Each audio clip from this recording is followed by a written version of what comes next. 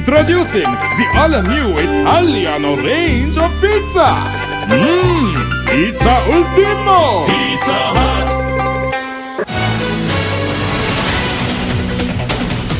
இந்த இரண்டு சம்பவங்களும் மேல் மாகாணத்திலேயே பதிவாகியுள்ளன. மினுவாங்குடி பகுதியில் பெண்ணொருவரை பணயமாக வைத்திருந்த ஒருவர் போலீசாரின் துப்பாக்கி பிரயோகத்தில் உயிரிழந்தார்.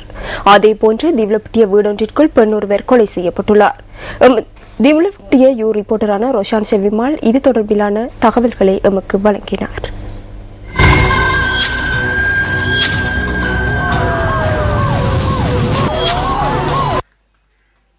மினுவான்குட ஜாபாலவத்த எல்லஹெல பகுதியில் உள்ள வீடொன்றில் பெண்ணொருவர் கூச்சலிடுவதை கேட்ட அயலவர்கள் அந்த வீட்டை நோக்கி சென்றுள்ளனர்.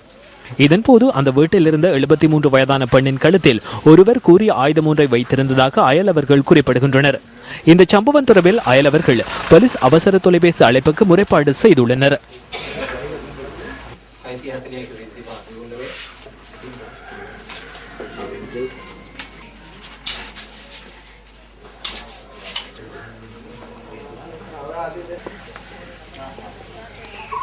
அந்த பகுதிக்கு போலீசார் வரும் வரை குறித்த நபர் பெண்ணின் கழுத்தில் ஆயுதத்தை வைத்திருந்ததாக தெரிவிக்கப்படுகின்றது.